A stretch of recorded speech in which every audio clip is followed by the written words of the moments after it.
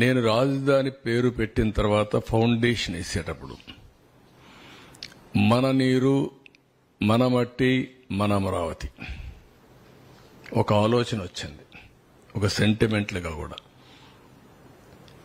అన్ని గ్రామాల నుంచి, ప్రతి ఒక్క గ్రామంలో నుంచి ఆ గ్రామంలో ఉండే పవిత్రమైన మట్టిని, పవిత్రమైన నీళ్ళని, ఆ గ్రామాల్లో ఉండే దేవాలయాలు, అది హిందూ దేవాలయం కావచ్చు, మసీదు కావచ్చు, లేకపోతే చర్చ్ కావచ్చు, ఇంకొకటి కావచ్చు, ఏదైనా సరే అక్కడ పూజ, పార్లమెంటు యొక్క పవిత్రమైన మట్టిని తీసుకొచ్చి, ఈ పార్లమెంటు అంటే ఈ మట్టిని మీరు ఒక ఇది ఆయన చెప్తూ, పార్లమెంటు పూర్తిగా సహకారం ఉంటుంది అమరావతికి, చట్టాలను చేసి దేశానికే చట్టాలు నిర్మించే పార్లమెంటు కూడా మీకు అండగా ఉంటుందని ప్రధానమంత్రి గారు చెప్పడం, అదే మాదిరిగా ఆ తర్వాత జరిగిన కార్యక్రమాలను మీరు చూస్తే ఆయనే ఫౌండేషన్ వేయడం, ఇది ఒక చరిత్ర. ఇలాంటి ఇప్పుడు కూడా ప్రపంచంలో గల అన్ని పవిత్ర దేవాలయాలు తీసుకొచ్చాం. ఈ మట్టి కూడా ఇప్పటికి కూడా మీరు చూస్తే అదే మాదిరిగా చేశాం. మొన్న కూడా నేను ప్రార్థనలు చేసి వచ్చాను అక్కడనే. ఎవరు కూడా అక్కడవన్నీ రోడ్లో ఉండే మట్టి కూడా తోకొనిపోయారు, కానీ ఈ మట్టిని తాకలేకపోయారు. అదొక గొప్ప విశిష్టత, పవిత్రత. ఇన్వెస్టర్స్ ప్రపంచం అంతా నమ్మకాన్ని కోల్పోయారు. మేము కష్టపడచ్చు, కానీ పెట్టుబడి పెట్టడానికి, సహకరించడానికి వచ్చే వ్యక్తులు రారు. ఇప్పుడు సింగపూర్ గవర్నమెంట్ వాళ్ళతో మాట్లాడాలి, వస్తారా రారా? అంత ఈజీగా రారు. వాళ్ళ అనుభవం వాళ్ళకుంది. మన కోసం వాళ్ళు డబ్బులు పోగొట్టాల్సిన పని లేదు.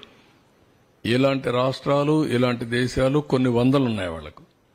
ఆ దేశాల్లో చేసుకోగలుగుతారు ఏదైనా హెల్ప్ చేయాలన్నా. మనకే చేయాల్సిన అవసరం లేదు. రెండోది, పెట్టుబడులు పెట్టే వాళ్ళందరికీ ఈ రోజు బాగానే ఉంది, మళ్ళా ఈ భూతం ఇక్కడ ఉంటుంది కదా, ఈ దుర్మార్గుడు ఉంటాడు కదా, ఉన్నప్పుడు రేపు కథ ఏంటి, మేమెందుకు రిస్క్ చేయాలి మీ రాష్ట్రానికి అనే ఆలోచన ఉంటుంది. ఒక బ్రాండ్ ఇమేజ్, మొత్తం బ్రాండ్ ఇమేజ్ మొత్తం సఫర్ అయిపోయింది. ఎవరిని అడిగినా ఇంకా కూడా ఆలోచిస్తాం, చేస్తాం, అన్ని బాగానే ఉన్నాయి, మీ ట్రాక్ రికార్డు బాగుంది, మీ రాష్ట్రంలో మళ్ళా నమ్మకం ఏంటి మాకు, మీరు ఎట్లా అష్యూరెన్స్ ఇవ్వగలుగుతారు అని అడిగే పరిస్థితి వచ్చింది. This is the case study. ఒక వ్యక్తి అధికారాన్ని తీసుకుని భావితరాల భవిష్యత్తు నాశనం చేశాడు. ఒక శాపంగా మారాడు. ఏ పాపం చేశారండి ఈ రాష్ట్రంలో ఉండే ప్రజలు? రాజధాని లేదు అని చెప్పుకొని పాపం ఏం చేశారు వీళ్ళు?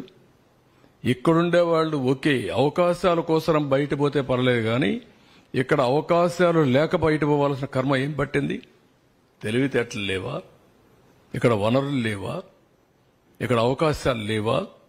ప్రపంచంలో ఉండే ప్రతి ఒక్క వ్యక్తి ఇక్కడికి వచ్చే అవకాశం ఉంది. గోదావరి, కృష్ణ, పుణ్య నదులున్నాయి, బంగారు పండించే భూములున్నాయి, రైతాంగం ఉన్నారు. Andhra Pradesh rice bowl of India, దేశానికి అన్నం పెట్టిన రాష్ట్రం ఇది. తీర ప్రాంతం భారతదేశంలో నెంబర్ 1 ఇది. 1000 కిలోమీటర్లు ఈస్ట్ కోస్ట్ లో సన్ రైజ్ స్టేట్ ఇది. ఎన్నో పోర్ట్లు. మళ్లీ ఈరోజు ప్రపంచం అంతా పోయి రాణించే యువత ఈ రాష్ట్రంలో ఎలాంటి అవకాశాలు లేకుండా అయింది. ఇది చాలా బాధ. ఇంట్రాస్పెక్ట్ చేసుకోవాలి. ఇలాంటి వ్యక్తులు ఇలాంటి ప్లేస్ని రాజకీయాల్లో ఉండడానికి అర్హత ఉందా అనేది ప్రజలు ఆలోచించాలి. ఈ ఆవేశంగా నేను మాట్లాడడం కాదు, ఏదో మమ్మల్ని ఇబ్బంది పెట్టారని నేను ఆలోచించడం కాదు. కానీ 5 కోట్ల ప్రజల భవిష్యత్తు కోసం పదే చెప్తున్నా, మీరు మరిచిపోకుండా ఆలోచించుకోవాల్సిన అవసరం ఉంది. ఇలాంటి వ్యక్తి ఇలాంటి పోస్టుకు అర్హుడా, రాజకీయాలకు అర్హుడా అని కూడా ప్రజలు ఆలోచించుకోవాల్సిన అవసరం ఉంది.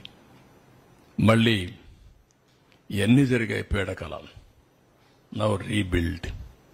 ఎట్లా రీస్టార్ట్ చేయాలి?